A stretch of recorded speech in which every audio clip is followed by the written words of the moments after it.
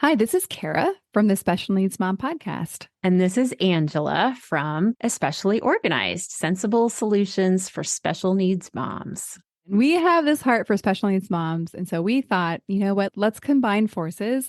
And we have come up with what we're calling the Purge Party. And you can pretty much guess what it is. It's a party where we're going to come together and we're going to purge, or in general, accomplish a goal, a small goal together. So we have set this for January 27th, starting at 8 o'clock for my Pacific Coast people. Which means 11 o'clock for all of you on the East Coast. So this is an opportunity. If you have something on your to-do list that has just been stuck there and you are wanting to move it up on the list, you're wanting to tackle, maybe it's a space or an area of your home or a category in your home that has just needed a little time and attention. This is your opportunity for you to be online with us while you work and have access for us to help you answer your questions, help guide you, and just serve you for those 2 hours. Yeah, exactly. And I think you can tell like what we've designed is just this very high level of support for that project that you just haven't been able to tackle on your own. The thing that we are envisioning is that you get to leave this purge party feeling so accomplished because you did the thing. You started the year off getting that thing done that you were stuck on last year. And so it's a momentum builder, if you will. You can go ahead and sign up. We have a link ready for you. And we are offering this for $40 for the whole experience. Absolutely. And we hope you'll join us. I think it's going to be really fun. It's going to be a great group of moms of special needs kids. So we all get each other. We all have an understanding of what it's like to have something on our to-do list, but just we haven't been able to tackle it yet. So I hope that you will join us. We're super excited to bring this to you, and we are thrilled to work with you. All right. We'll see you all there.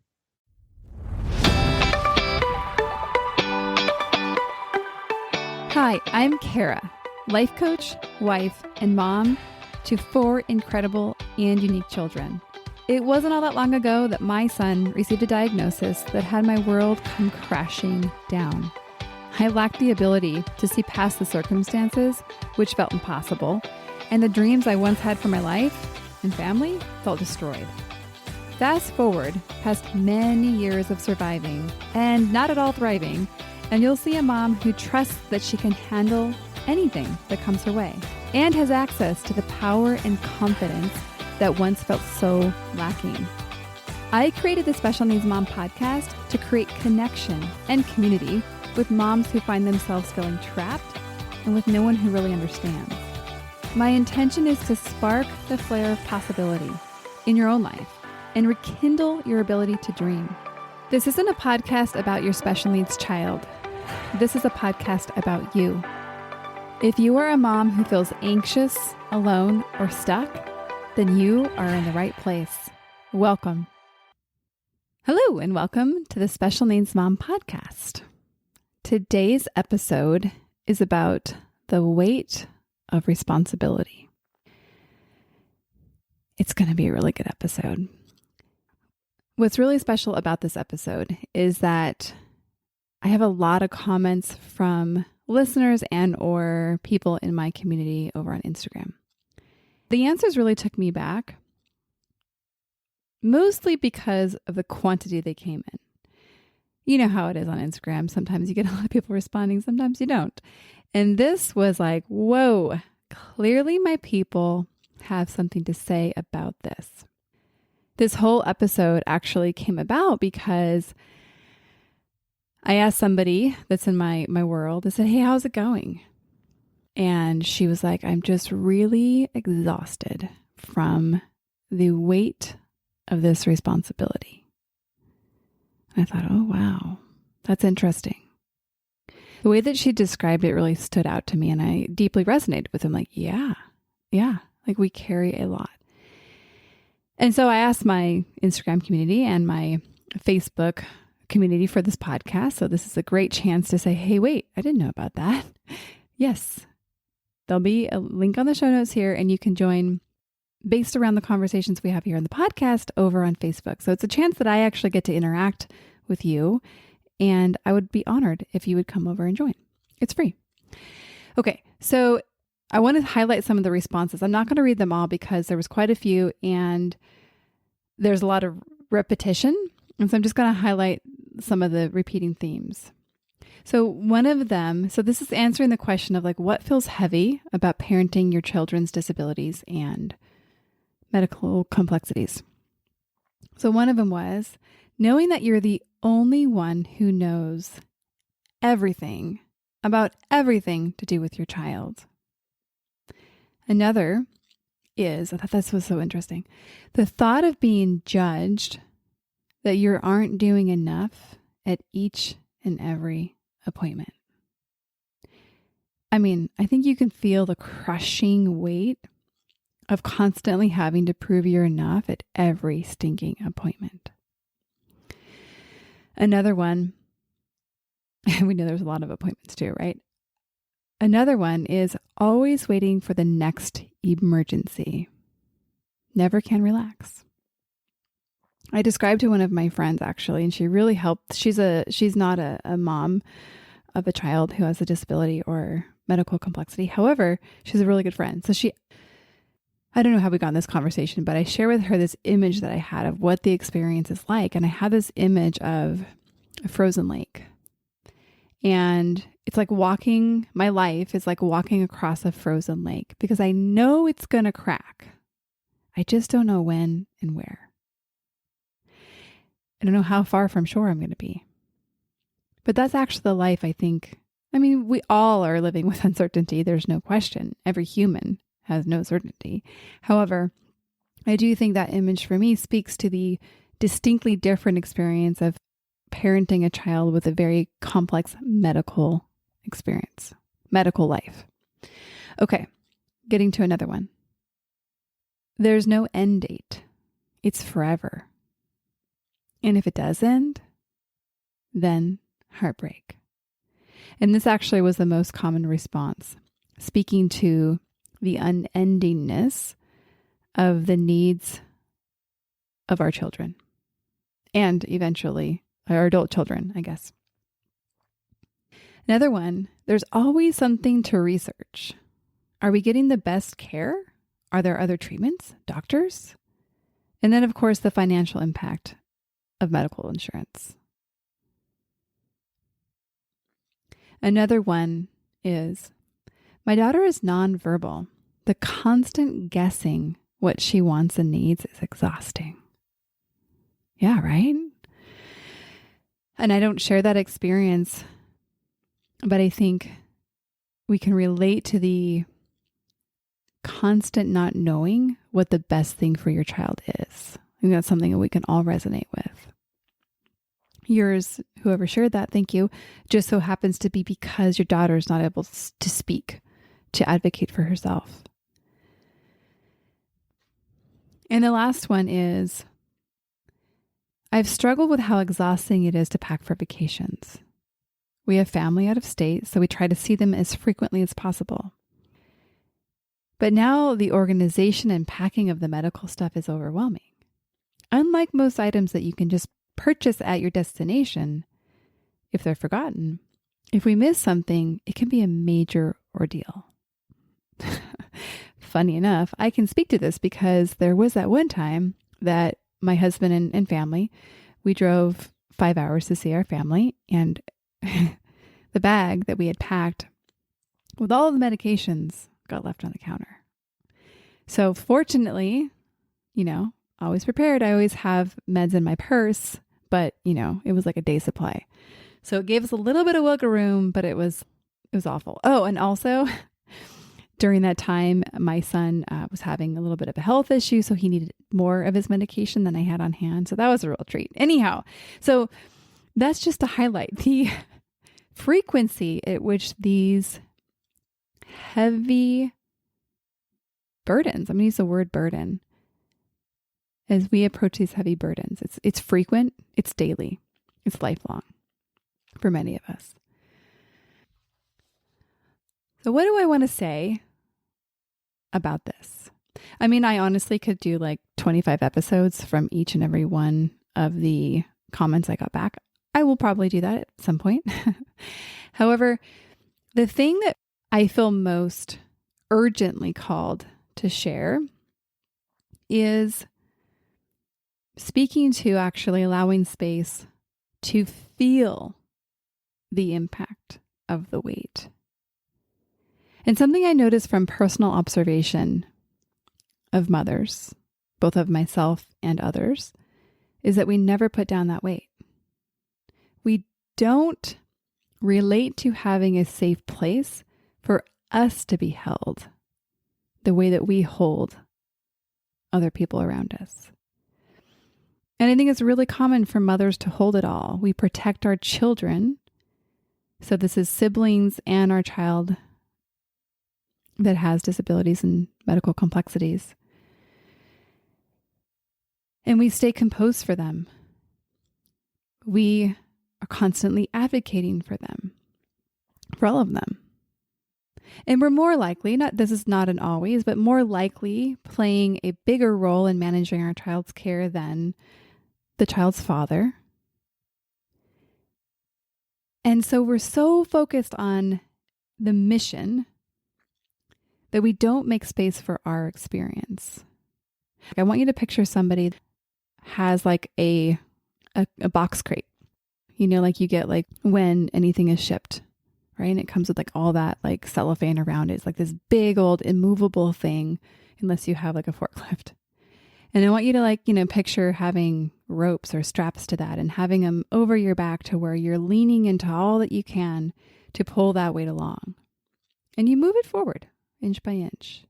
But you're so focused at looking ahead, and maybe even you're so focused at like bearing down so that you can pull this weight that you're lost in the process. If you picture that, the idea of stopping to care for yourself kind of is laughable, right? You're like, Kara, like I'm moving the crate box ahead. I have 2 more inches to go. Okay. So this is, I think, just really common, and I want to normalize that experience. And it can also feel like our experience, like I pointed to, it can feel like it's in the way of the mission. Like it's either the mission, either we support our children and everything that they need and support our other relationships and our career and all those things, or we support ourselves. And the other piece I think that stops us is, I think some of us think, what's the point? What's the point of stopping to think about my experience, or to even worse, feel my experience? Because 1, it's going to feel horrible. And 2, it doesn't change anything, Kara. It actually just makes me feel worse. And I won't disacknowledge that, yeah, it's actually potentially going to feel badly. But I would wholeheartedly invite you to reconsider that there's no value in it. And we won't go into that a lot today, but reach out to me if you're curious about that. So the other thing I want to say about this is the value of being validated and having your experience matter.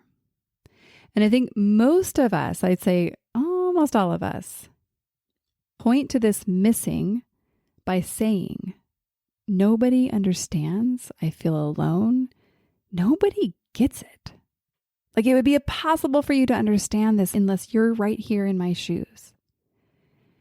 And so I think most of us turn toward wanting and seeking that validation from others. And then it doesn't come in the way that actually meets our need. But what we accidentally skipped over is the opportunity to validate and self-acknowledge yourself. And some of you might even be like, wait, what? Self-acknowledge? Self-validate? Like, why would I do that? And I have another picture for you. I want you to consider a room, and you have a key, and there's a locked door. And on the interior of this locked room is a room full of people that see you, that hear you, that just can hold space for you without trying to fix you or change you. And that your key, the access point for you to be able to be in that room is your ability to self-acknowledge and validate your own story. Why? It's like the thing that turns on your listening. It's like the activation key.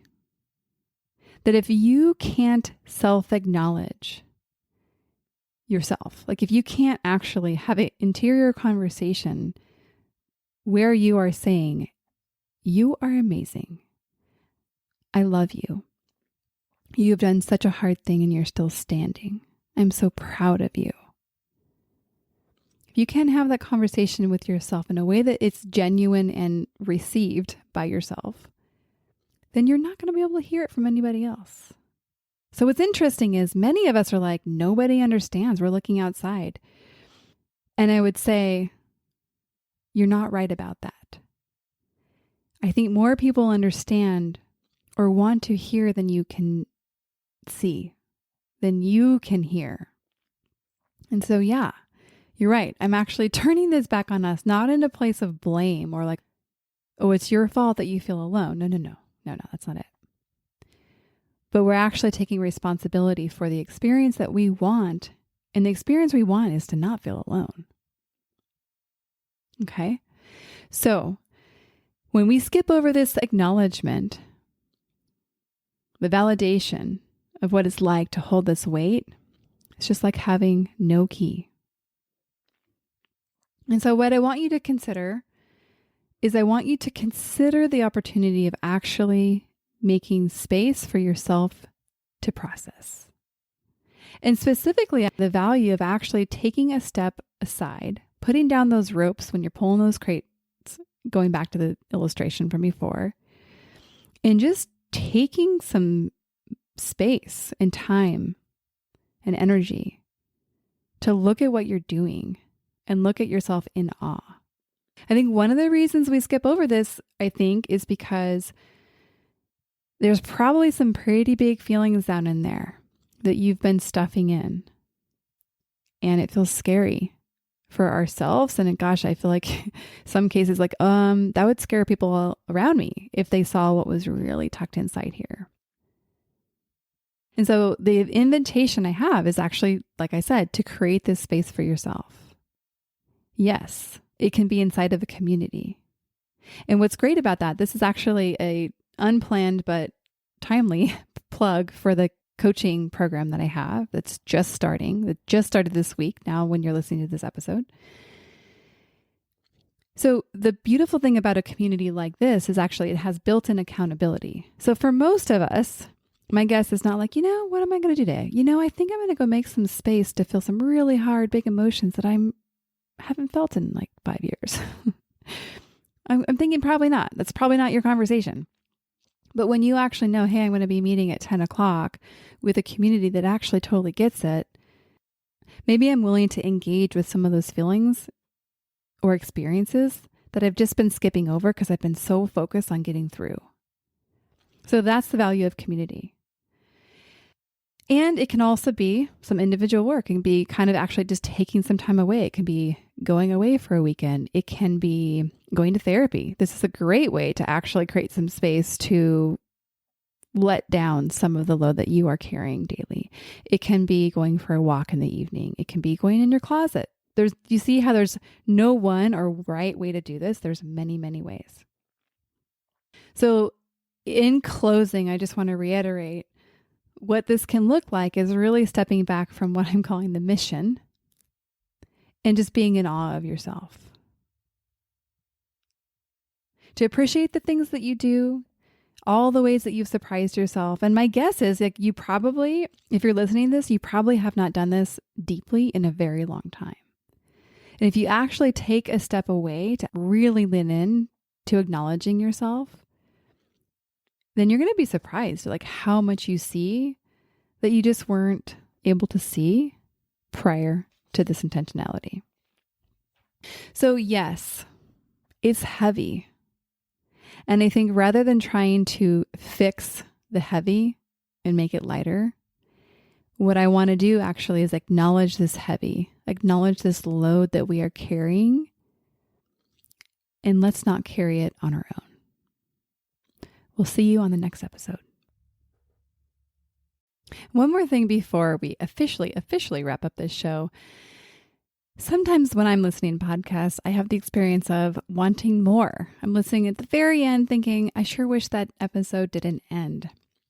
I invite you, if you feel in any way the same way, I invite you to the Special Needs Mom podcast community, which is a free group that I host on Facebook, where we as a community of fellow moms who listen to this podcast and are experiencing life in similar shoes, get to talk to one another, get to share stories, get to actually interact. I hope you'll consider joining. See you over there.